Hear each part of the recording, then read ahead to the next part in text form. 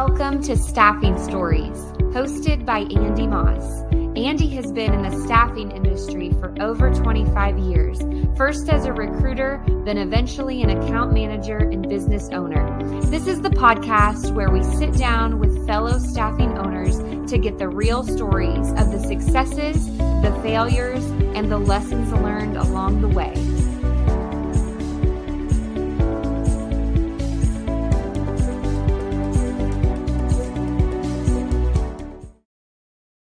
Welcome back to Staffing Stories, and I hope everybody is in full swing for the spring weather. I know we are in East Tennessee, and my allergies are going nuts, but I'm loving this weather. I am excited about this next guest of mine because I've always been interested in the physician side staffing and recruiting, and Jerry Limonta is coming to us. And Jerry, welcome. I'm glad you're on with us because I've got this just fascination with that side of recruiting. And we've not had a guest that's really honed in on that. So welcome. Andy, it's a pleasure to be here and excited to speak about the space. There's definitely a lot going on in the industry now. So certainly excited to delve into that with you. Oh, I love it. So for those of them that don't know you already, please introduce yourself, your company, and just maybe where you're at locally, and just kind of give us an insight to you. Yeah. So, basically I'm outside of the Atlanta area, got my start in the staffing world in perm physician recruiting. And after a few years, started a locum tenens company. And locum tenens is the lingo we use for temporary physician staffing. Ran that for a decade and then started Syncx, which is the company now. And, we're really trying to do some pretty big things in the space, really trying to democratize the locum tenens industry, if you would, and just try to make some changes and really improve things for clients and hospitals out there. Okay. So you started in the physician recruiting arena. You weren't in a labor staffing or engineer technical and then moved into physician. You came right into it. So it was my first entrance into staffing. Yes. I previously was in a mortgage banking and brokerage firm. Okay. And essentially ran the sales division there, had explosive growth. We went from 100 to about 400 offices in 42 states. And then the mortgage collapse happened. And you couldn't work for free in that industry at that point. So I really just started trying to find anything. And I happened upon this locum tenens language, which, I took 3 years of Latin in high school and, I'd never heard of it beyond that. So figured I'd explore it and ultimately landed with a great company called VISTA, which does locums as well as perm. And I got a position in the permanent staffing division there. Okay. So do you work all over the U.S., different parts of the country, or are you just focused in the Atlanta area? So we work through the whole country. Essentially, we are sitting between hospitals and staffing companies. The biggest problem that hospitals have is that they tend to work with about 10 or more staffing companies to manage their temporary physician labor. Okay. Problem with that is it's a very offline, antiquated, time-consuming process. Every time they open up an order, they're getting calls and emails and, Word documents, Excel spreadsheets. So our technology and support solution helps hospitals to streamline and simplify that process, because most of the people that manage that process, it's not their full-time job. They're permanent recruiters that already have, an unsurmountable task of filling the jobs in front of them. We're trying to lighten the load for them on the locum tenens side, give them visibility, and ultimately help to drive down the costs that they have in that piece of their business. I bet the administrative side of your business is just overwhelming. It is. There's a lot of paperwork, a lot of credentialing, we call it. So you can't just say, I want this person, and then they start working. There's a lot of verification that has to happen with licenses and certifications. And, that process typically takes about 90 days. depending on the facility, depending on the state. Sometimes you need to get licensing on top of that. Yeah. So it is a slow go to get somebody working just because of that credentialing process. The hope is that as technology improves and, maybe there's more trust around the blockchain, that is something that technology could really improve for the industry. You would think that you would be able to kind of carry your credentials with you almost like a driver's license and be able to, hand it to somebody or tap I it. hear you.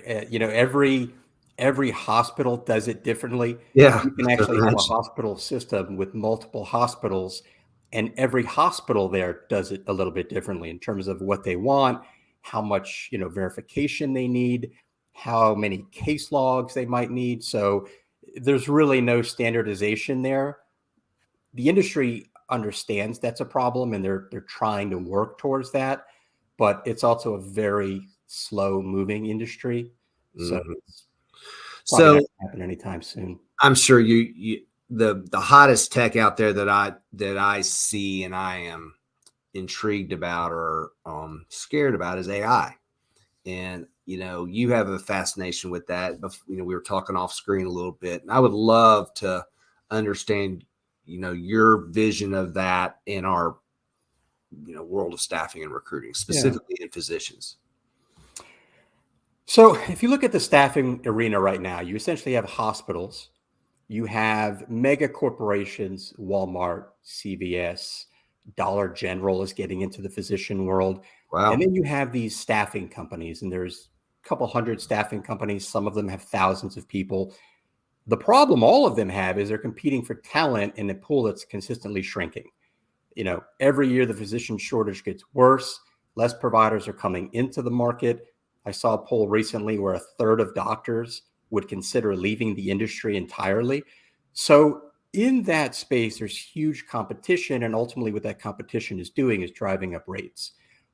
I think what AI has the power to do is really become an equalizer for hospitals. And what I mean by that is that if you look at everything a recruiter has to do, they've got multiple job boards they manage. They've got email platforms, an ATS, a CRM, a texting platform. They're going to trade shows. They're creating their job posts. They're doing site visits. There's probably 40 things that a recruiter does, and it becomes so inefficient and overwhelming. I think what AI is going to do is take so much of that front stuff and basically do it for you and combine it so that really the recruiter kind of comes in at the end and oversees things and really does that, that face-to-face piece of it. The human touch. Yeah. I mean, there's a company out there called Winnow Health, actually also based in Tennessee, but what they're doing, and they have a platform that essentially can replace so many of these tools that recruiters are using all in one platform. And by doing that, obviously it creates efficiency. So I do think AI could go one of two ways. I think it could be a great equalizer if hospitals adopt it and allow them to compete with staffing companies. The other side of the coin, and what I think could happen even more likely, is recruiting companies who are already, just more built out to scale to compete for the talent than most hospitals. If they really get, first adoption on it, I think they could even just dominate the market even more and make it even harder for hospitals to find the talent they need. It seems to be a race for that upper hand in the AI market. I know there's several in the staffing arena that are, trying to harness it and how can it help. But I'm not sure it'll ever replace the recruiter or the account manager, because I think we are in a human business and the human touch is always needed. Now, where it comes involved is it on the front end, the back end, middle? Like you said, some of the mundane tasks can it replace? And I see a huge need there, but I'm not seeing at this point where you can totally eliminate a person. Yeah, I mean, if you looked over the course of a day or a week, how much time you're actually speaking to a candidate, it's probably 5-10%, right? Most of the stuff we're doing is researching online, emailing, calling, following up, putting, marketing pieces and job descriptions together. All those things are the types of things that AI can do. They can do now, Yeah. and they can do it, 100 times faster. So people that are adopting early really could take their business to the next level, because you could essentially take 80% of what you're doing now, offload it to AI through these tools, and now you have more time to focus on those face-to-face conversations that are generated by the scale of AI working for you. Mm-hmm. So to pivot off that, because I mean, AI is like a rabbit hole. I mean, it's very, we could probably spend hours talking about it and nerd out. But your company just went through a rebrand, and I love what you've done. Kind of walk me through your thought about that. A, why did you want to do it? And B, how did you do it? Yeah, so actually, it was funny. I saw that Leslie Vickery heads up the marketing company that we use for the rebrand. I saw she was recently on your podcast. Yeah. So the reason we did it is twofold. If you look at our industry, almost every company is blue, gray color scheme. All the images are of physicians. So we wanted to do something entirely different visually. And we wanted to do that different visually because what we're trying to do, with our platform is change the industry, right? So if we want to change the industry, we want to change the look of it as well. So what I mean by that is if you look at competitors in our space, there's really 3 or 4 companies that dominate the temporary physician staffing market. It's a $5 billion industry. There's 3 companies that probably control 50% of it. The problem with that for hospitals is that when you have so much of your, investment in a small basket like that, it really gives a lot of control to those staffing companies. Yeah. They typically have higher rates. They typically have a lot more clients, so they don't maybe feel as much of a pressure, if you would, to fill every single need that comes their way, because they know that there's thousands of other clients that they can send candidates to. We're really trying to democratize the locum tenens space. What I mean by that is if there are 200 locum tenens companies out there, that means there's another, 197 that represent the other half of the industry. And these are, smaller businesses, medium-sized business, a lot of women-owned, minority-owned, veteran-owned that are just as good, but they don't maybe have the sales force needed sometimes to get in with all of these hospitals. Mm-hmm. Or a hospital already works with 5 or 6 companies. They don't want to add another. So what we're doing is we are partnering with those companies in a big way to help bring them onto our platform to provide the staffing. Okay. So it's like I wouldn't say a clearinghouse, but you are becoming the conduit between the smaller recruiting agencies that want to get into some of these hospitals and those hospitals. Exactly. We put a combination of our technology with our support team to drive that process forward, provide visibility to the hospitals, because right now, 99% of hospitals I speak with couldn't tell you how much money they're spending on locums. I know. So we give them the visibility, the reporting, the analytics they need, and we do it in one place. Makes it a lot easier for them. So when you talk about branding, your brand is important to you. Do your recruiters or the people, are you trying to brand them? Or are you trying to brand the company? How do you work your branding within your staff? So there's really 2 things on branding. So a company brand, Syncx, is really based around this idea of we want to be the X factor. We want to change the game. We want to be the X factor of locum tenens staffing. We want to be the X factor of float pool management, which is where hospitals are taking their own internal employed physicians or temporary physicians and basically putting them into a resource pool to reduce the amount of locums they need. We also have a permanent ATS. So we really want to be the X factor in the industry regarding all of these pieces.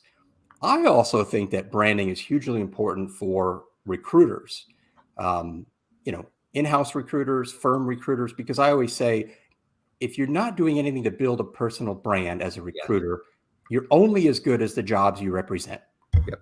Right? If I'm a great recruiter, but I don't have the opportunities, then there's nothing I can do. So I'm really big on trying to help recruiters build a brand to whatever level they can, because I think it ultimately helps their organization they're working for now.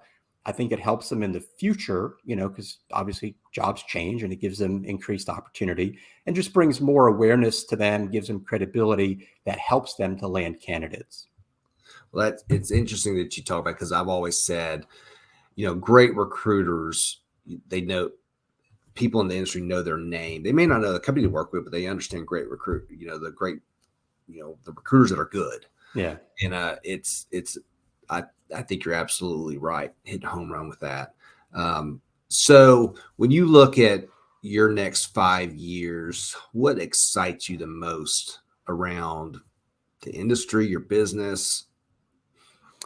So if there's roughly 6,000 hospitals out there right now, probably 70% of them are not using a technology solution like ours. Okay. They are engaged directly with locum tenens companies the old-fashioned way. As hospitals need to be more competitive, be more efficient, drive down costs, the industry is undoubtedly going to move towards a higher percentage of those hospitals working with platforms like ours. Okay. I believe you could see 5 years from now where 80% of every hospital out there is using a solution like ours, which obviously gives us, in a $5 billion industry, tremendous growth potential.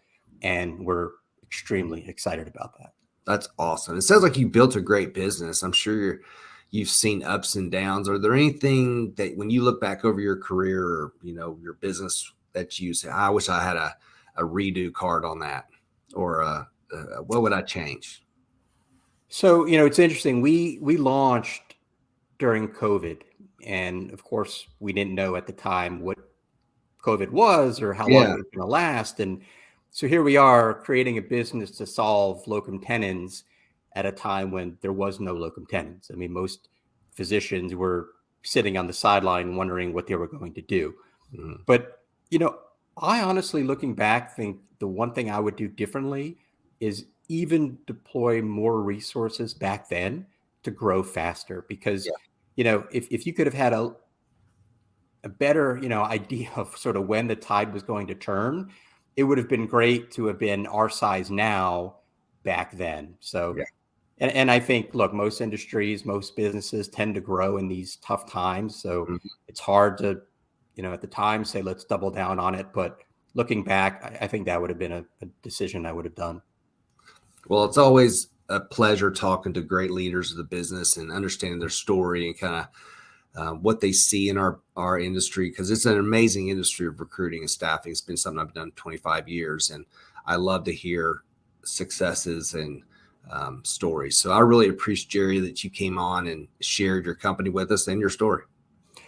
I appreciate it very much. I've listened to others, and I'm really big on learning from other industries and how people approach things. And, I think the ability to connect the dots between all of it is one big differentiator to make a successful recruiter. So love what you're doing, and a huge fan, and thanks for having me on.